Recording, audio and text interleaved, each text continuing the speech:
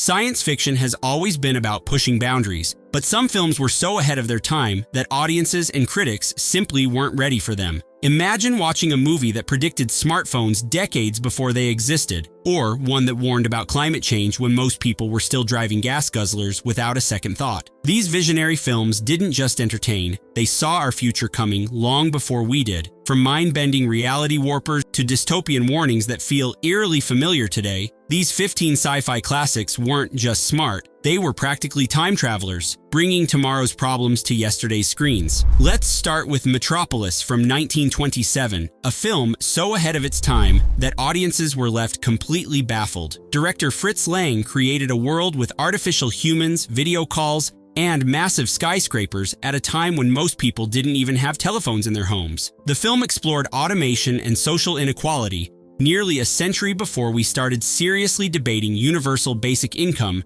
due to AI taking jobs. When it premiered, critics called it naive and simplistic. The New York Times even dismissed it as technical marvel but lacking in imagination. Fast forward to today, and Metropolis is studied in film schools worldwide as perhaps the most influential sci-fi movie ever made. The film's female robot, Maria, has influenced everything from C-3PO to Ex Machina, showing how one filmmaker's naive vision became our reality. This visionary thinking continued with The Day the Earth Stood Still in 1951, a film that dared to suggest humans might be the real danger in the universe. Released during the height of atomic weapon enthusiasm and the beginning of the Cold War, this film had the audacity to suggest that our nuclear aspirations might lead to our downfall. The alien Klaatu didn't come to harm Earth, but to warn humanity that our destructive tendencies combined with nuclear weapons made us a threat to the galactic community. Audiences expecting another Aliens Attack B-movie instead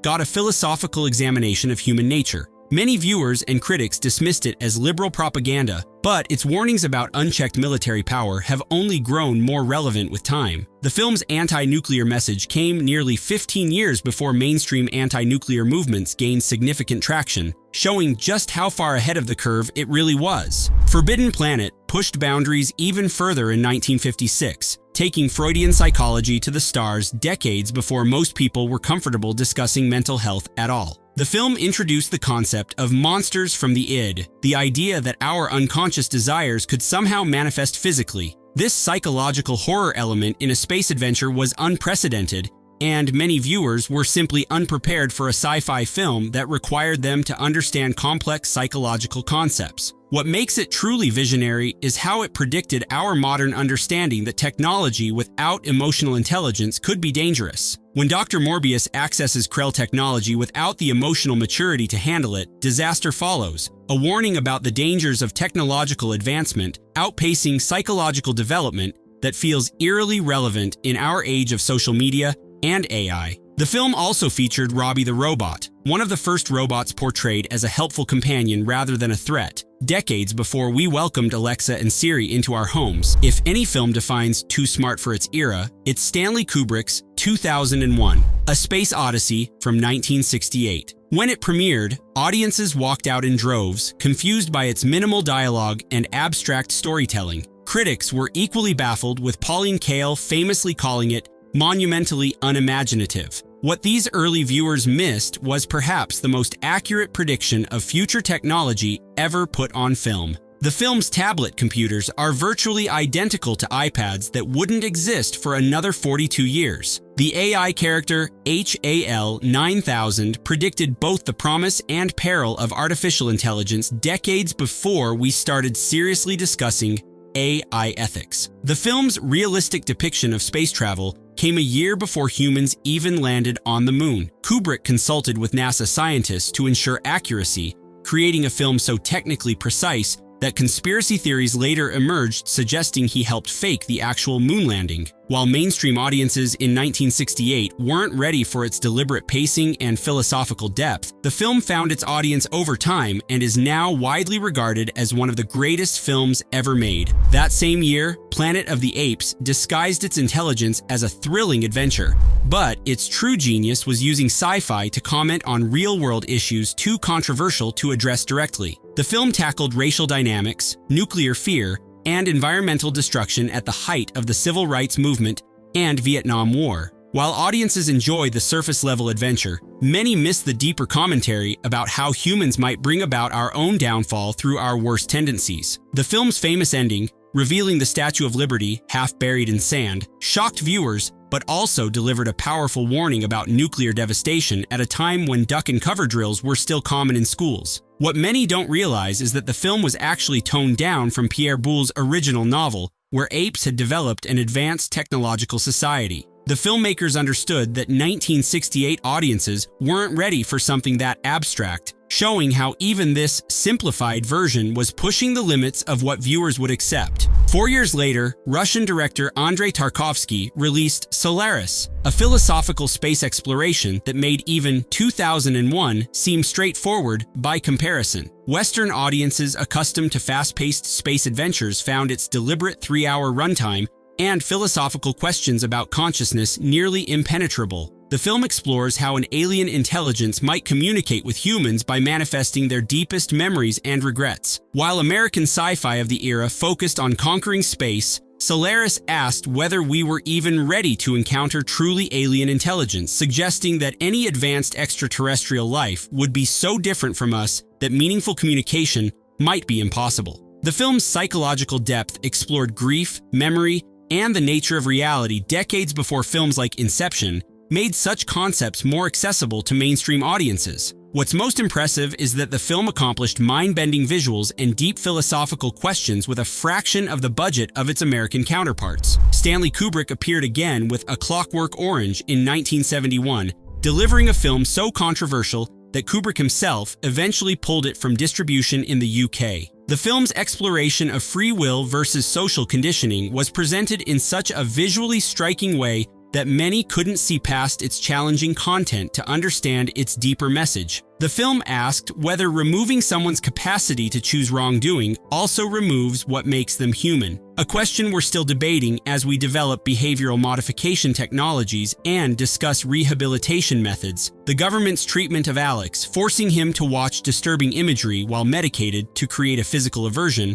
predicted both pharmaceutical behavior modification and our modern understanding of how media exposure affects behavior. The film's Ludovico technique seems less far-fetched in an era where we seriously discuss using technology to modify behavior. Perhaps most disturbingly prescient was its portrayal of youth culture and disruptive behavior as entertainment, which predicted everything from reality TV to the viral sharing of concerning content online. Soylent Green arrived in 1973 with what seemed like an outlandish premise, a future where climate change, overpopulation, and corporate control had created food shortages so severe that a corporation was secretly processing human remains into food. While the film's famous twist became a cultural reference point, its predictions about our environmental future were remarkably accurate. The film is set in 2022, depicting a New York City with 40 million starving residents enduring constant heat waves due to greenhouse gas emissions. This climate warning came 15 years before global warming became a mainstream concern. The film's portrayal of corporate control over food supplies and the commodification of end-of-life care also predicted our current debates about corporate ethics and dignity in passing. When the film was released, many viewers found its environmental collapse scenario too extreme to be believable. 5 decades later, with climate refugees, water scarcity, and corporate food monopolies regularly making headlines, its warnings seem less like science fiction and more like foresight. That same year, Silent Running took environmental concerns even further, imagining a future where all plant life on Earth had been destroyed, with the last specimens preserved in greenhouse domes attached to space freighters. The film's premise seemed absurdly pessimistic to 1972 audiences who were only just beginning to understand concepts like endangered species and pollution. Its protagonist, Freeman Lowell's desperate attempt to save the last forests, feels much less extreme in our era of mass extinction and biodiversity loss. The film also predicted our emotional connection to robots through its drone characters, Huey, Dewey, and Louie, maintenance robots that Lowell reprograms as companions. Their relationship predicted our current attachments to everything from Roombas to AI assistants. Most impressively, the film anticipated the psychological toll of ecological grief, the depression and anxiety that comes from witnessing environmental destruction, a concept that psychologists only formally recognized in the last decade. What seemed like environmental alarmism in 1972 now feels like a documentary from a slightly darker timeline. Blade Runner might be the definitive example of a film that was too smart for its time. When Ridley Scott's masterpiece hit theaters in 1982, it was a commercial failure that confused and alienated audiences. The film's philosophical questions about what makes someone human and whether artificial beings deserve rights were too abstract for viewers expecting a straightforward action film after Harrison Ford's success in Star Wars. Its rain-soaked, neon-lit cityscapes, filled with multicultural crowds and corporate advertisements, predicted the aesthetic and reality of modern urban life with remarkable accuracy. The film's bioengineered replicants raised ethical questions about artificial life decades before we started seriously discussing the rights of advanced AI. Perhaps most impressively, the film predicted both our ability to manipulate genetics and our tendency to use that technology to create servant classes, something we're now actively debating as we develop increasingly sophisticated robots and AI systems. What audiences in 1982 dismissed as confusing and slow is now recognized as one of the most visually influential films ever made,